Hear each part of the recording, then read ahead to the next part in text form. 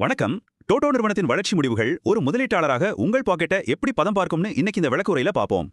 சரி, நேரடியா விஷயத்துக்கு வருவோம். ஒரு கம்பெனியோட அசுர வளர்ச்சி எப்படி உங்க லாபத்தையே குறைக்கும்னு எப்பவாவது யோசிச்சிருக்கீங்களா? டோட்டோவோட நிதி அமைப்பை பாருங்க, ரொம்ப ஸ்ட்ராங். ஏன்னா அவங்க மூலதனத்துல சரியா 80% பங்கு மூலதனம் மட்டும்தான் இருக்கு. ஆரம்பகட்ட முதலீடுகளுக்கு கம்பெனில இருக்கிற லாபத்தையே அவங்க பயன்படுத்துறாங்க. இது வெறும் 16.2% செலவுல கிடைக்கிற ரொம்ப மலிவான நிதி. ஆனா இங்க தான் ஒரு சிக்கல். இந்த மலிவான நிதியில ஒரு உச்சவரம்பு இருக்கு.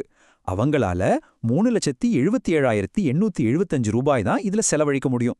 சரி, இப்போ ஒரு முக்கியமான கேள்வி.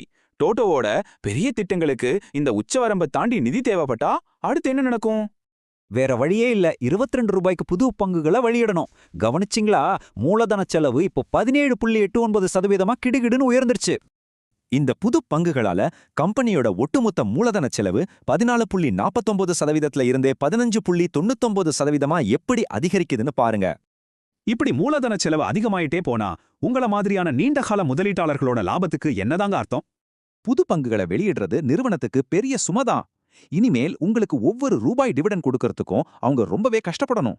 இதத்தான் இறுதிநிலை மூலதன செலவுன்னு சொல்றோம். இனிமேல் அவங்க எடுக்க போற புது திட்டங்கள் லாபமா இருக்குமான்னு இந்த அளவீடு தான் முடிவு செய்யும். இப்போ அவங்க முன்னை விட ரொம்ப உஷாரா இருக்கணும். இந்த 15.99% செலவை ஈடுகட்ட அதிக லாபம் தரக்கூடிய திட்டங்களை மட்டும்தான் தேர்ந்தெடுக்கணும். ஒரு சிறு முதலீட்டாளரா நீங்க புரிஞ்சுக்க வேண்டியது இதுதான். ஆரம்பகால வளர்ச்சி ரொம்ப மலிவானது, ஆனா கம்பெனியை விரிவாக்குறது ரொம்பவே செலவு பிடிக்கும். கடைசியா உங்ககிட்ட ஒரு கேள்வி. கம்பெனியோட அடுத்த பெரிய பிளான் உங்களோட பங்கு மதிப்பை குறைக்கிற அளவுக்கு உண்மையிலேயே தகுதியான ஒண்ணுதானா?